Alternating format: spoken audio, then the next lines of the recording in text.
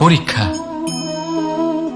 এমন এক ব্যবস্থা যেখানে আমাকে, আপনাকে, সকলকে কখনো না কখনো অংশগ্রহণ করতেই হয়। মনে করুন নিজের বাল্যকাল। আপনি পরীক্ষা দিতে বসেছেন। তাদের মধ্যে কিছু বালক এমন হয় যারা সারা বছর পরিশ্রম করে, পড়াশোনা করে, মন দিয়ে পরীক্ষা দেয়। কিন্তু কিছু বালক এমন হয় যারা নিজের আশেপাশে বসে থাকা বালকদের নকল করে আর পরীক্ষায় কৃতকার্যও হয়ে যায়। খুব খারাপ লাগে এটা ভেবে যে কেউ বিনা পরিশ্রমে পরীক্ষায় কৃতকার্য কি করে হতে পারে। কিন্তু মনে রাখবেন, যারা নকল করেন তারা পরীক্ষায় কৃতকার্য অবশ্যই হয়ে যান, কিন্তু সফল নয়। কারণ আমরা এক বিশেষ কথা ভুলে যাই যে প্রত্যেক মানুষের ব্যক্তিত্ব আলাদা হয়। আপনি অন্যদের নকল করে নিজের জীবন অতিবাহিত করতেই পারেন, কিন্তু যদি নিজের জীবনে সাফল্য লাভ করতে হয়, যদি নিজের জীবনে আনন্দ পেতে হয়, তাহলে মনে রাখবেন নিজের প্রশ্নগুলোর উত্তর জীবনে নিজেকেই খুঁজে বের করতে হবে। রাধা রাধা। মানুষ যখন সাফল্য অর্জন করে তখন তার মধ্যে জাগে অহংকার। আর এই সময় মানুষ সচরাচর একটা কথা ভুলে যায়, নত হতে। সে ভাবে যে আমি কারোর সামনে কেন নত হব। আর এটা এই কারণে হয় কারণ মানুষ এক গুরুত্বপূর্ণ কথা ভুলে যায় যে এই সংসারে, এই জীবনে সে যা অর্জন করেছে নত হয়েই অর্জন করেছে। বাল্যকালে সে হাঁটতে শিখেছে এই মাটির কাছে নত হয়ে।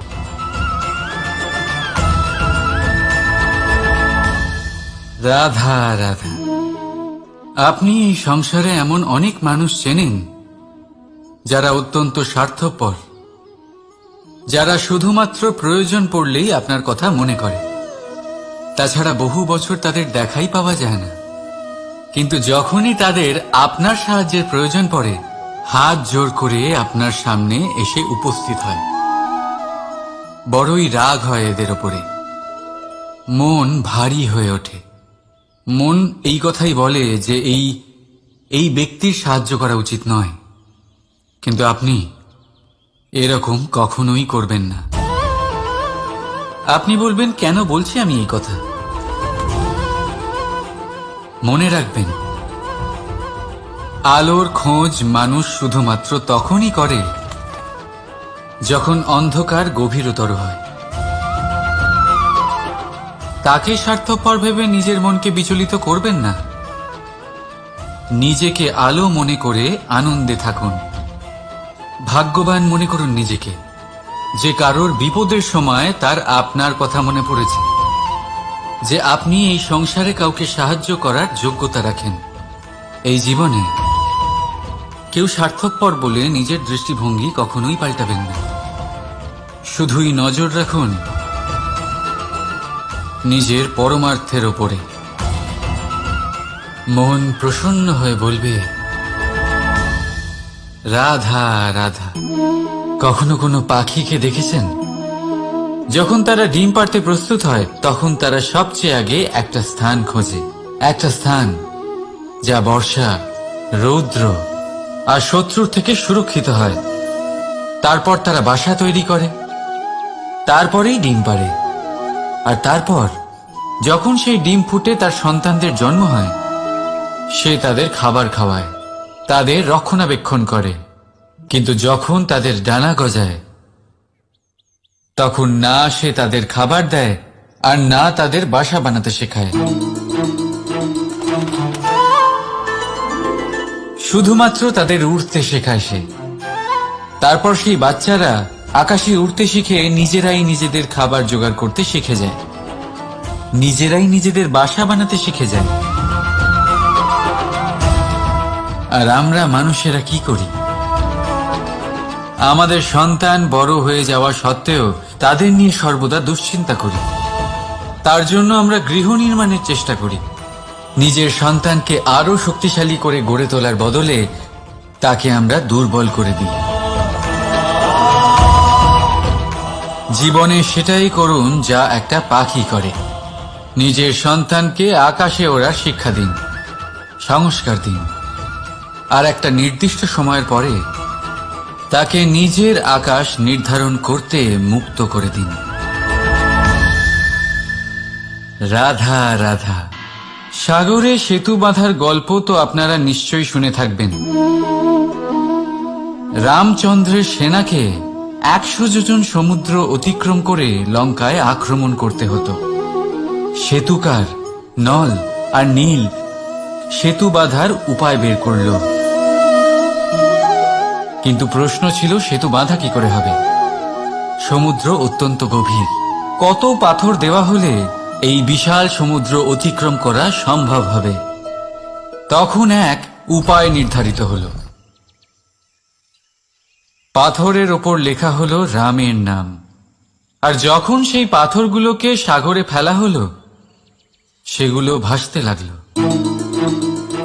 এবারে কেউ বলবেন এটা রামচন্দ্রের নামের মহিমা, কেউ বলবেন এটা নারায়ণের কোনো জাদু, কিন্তু না, এটা রামচন্দ্রের সেই গুণ, ওনার ব্যক্তিত্বের সেই মহান দিক যা ওনার প্রতিনিধিত্ব করেছে।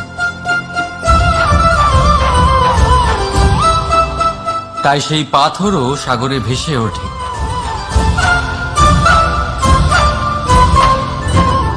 ঠিক সেইভাবেই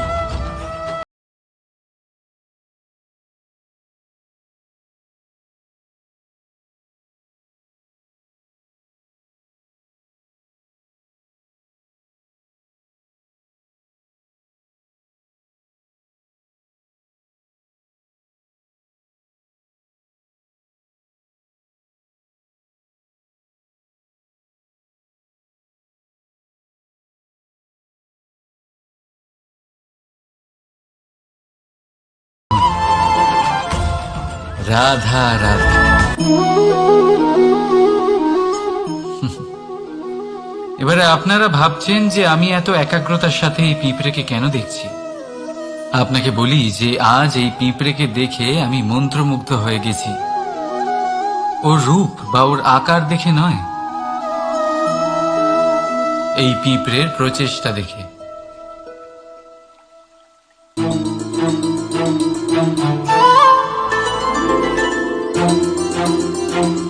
আপনি জানেন, অজস্র পরিশ্রমের পরেই পিঁপড়ে তার নিজের একটা ছোট বাড়ি বানাতে পারে, যা অন্য প্রাণীদের জন্য অত্যন্ত সহজ ব্যাপার।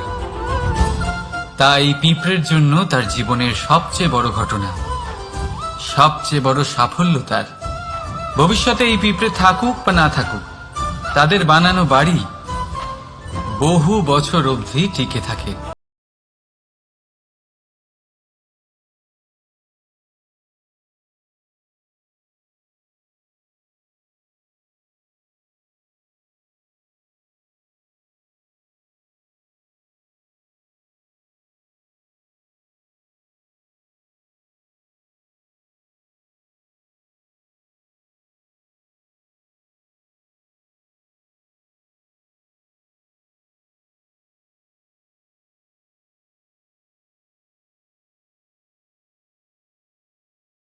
সাফল্য অবশ্যই একদিন না একদিন আপনার কাছে আসবেই। রাধা রাধা। এই তালাটা দেখতে পাচ্ছেন আপনি? এই তালাকে ভেঙেও খুলে দেওয়া যায়, আবার ভালোবেসেও খুলে দেওয়া যায়। অর্থাৎ এই তালাটা আপনি এই চাবির দ্বারাও খুলে দিতে পারেন, এই হাতুড়ি দিয়েও খুলে দিতে পারেন। কিন্তু এই খোলাতে তফাৎ আছে। যদি তালা খোলার জন্য আপনি সেটা ভেঙে ফেলেন, তাহলে তা পরের বার আর কাজে লাগবে না। কিন্তু যদি এটা আপনি চাবির দ্বারা খোলেন, তাহলে তা চিরকাল কাজে লাগবে। আমাদের জীবনে সম্পর্কগুলো কিছুটা এরকমই হয়। আমাদের জীবনের আনন্দরূপী ধন রক্ষা করে এই সম্পর্ক, কিন্তু ভালোবেসে। যদি ক্রোধের দ্বারা এই সম্পর্ক রক্ষা করা হয় তাহলে পরে তা কোনো কাজে আসে না। তাই সম্পর্ক সবসময় প্রেমের চাবি দিয়ে খুলুন, কারণ প্রতিবার নতুন তালা আপনি ব্যবহার করতেই পারেন, নতুন সম্পর্ক গড়তে পারবেন না। রাধা রাধা। জীবন কি? এই জীবন আমরা জন্ম নিই, বড় হয়ে উঠি, আমাদের মা বাবা আমাদের পালন করেন, তারপর তাদের অর্থ দিয়ে আমাদের বাল্যকাল কাটে, আমরা আরো বড় হই, বিবাহ বন্ধনে আবদ্ধ হই, আমাদেরও সন্তান হয়, আমরা তাদের পালন করি, তারপর আমরা বৃদ্ধ হই, আর একদিন এই সংসার ছেড়ে আমরা সকলে চলে যাই। এটাই কি জীবন? আপনার মনে এই প্রশ্ন হয়তো অনেকবার জেগেছে, তাই না? এবার একটু জলের যাত্রাপথ লক্ষ্য করুন। সাগর থেকে বাষ্প হয়ে ওঠে এই জল, মেঘ হয়ে ঝরে পড়ে সে, তারপর নদী হয়ে আবার সাগরে মিলিয়ে যায়। কিন্তু কখনো এই প্রশ্ন করে না যে তার জীবন কি, তার উদ্দেশ্য কি। প্রতিটা মুহূর্ত বাঁচে সে, আর অন্যদের যতখানি সম্ভব সাহায্য করে। যখন সাগরে থাকে তখন অসংখ্য জীবকে জীবন দান করে। যখন সাগর থেকে বাষ্প হয়ে মেঘ হয়ে যায় তখন চাষিদের মনে এই আশা জাগায় যে ফসল আবার ফলবে। যখন বর্ষা হয়ে ঝরে পড়ে তখন এই শুকনো তৃষ্ণার্ত ধরিত্রীর তৃষ্ণা মেটায়। আর যখন নদীতে থাকে তখন তার পাড়ে নানান গাছপালার জন্ম দেয়। কিন্তু ভাবুন, জল কি কখনো এটা ভাবে যে তার জীবন কি বা তার জীবনের উদ্দেশ্যটাই বা কি? না, সে শুধু নিজের ধর্ম পালন করে যায়, আর যতটা সম্ভব সবাইকে আনন্দ প্রদান করতে থাকে। সেই জন্যই জীবনে কখনো এই প্রশ্ন করবেন না যে এই জীবন কি, এই জীবনের উদ্দেশ্য কি। শুধু এই জীবন বাঁচুন, আর যতটা সম্ভব সবাইকে আনন্দ প্রদান করুন। মন প্রসন্ন হয়ে বলবে রাধা রাধা। কখনো বৃষ্টির জন্য হওয়া কাদার মধ্যে দিয়ে আপনি নিজের বাড়ি ফিরেছেন? পাদুকা পরার জন্য আপনি ওই কাদা থেকে অবশ্যই বেঁচে যান, কিন্তু সেই পাদুকা থেকে আগত নোংরা কাদার ছিটে আপনার বস্ত্রকে ময়লা করেই দেয়। কিন্তু তাও সেই ছিটের জন্য আপনার বস্ত্র ময়লা হয়ে যাবে, সেই জন্য আপনি পাদুকা পরা ছেড়ে দেন না। ঠিক সেইভাবেই জীবনে এমন কিছু মানুষও আসেন যারা পাদুকার মতো হন, যারা আপনাকে কাদার থেকে বাঁচিয়ে নেন, কিন্তু বস্ত্ররূপী আপনার মনের উপরে আশঙ্কার দাগ ছেড়ে যান। এইসব মানুষের জন্য নিজের মন ছোট করার কোনো প্রয়োজন নেই। প্রয়োজন আছে শুধু এটা ভাবার যে আপনি নিজের পা কাদার থেকে বাঁচাবেন নাকি আপনার বস্ত্র। জীবনে গম্ভীর হওয়া ভালো কথা, কিন্তু সমস্ত বিষয় যদি গম্ভীরভাবে ভাবতে থাকেন তাহলে জীবনের আনন্দটাই শেষ হয়ে যাবে।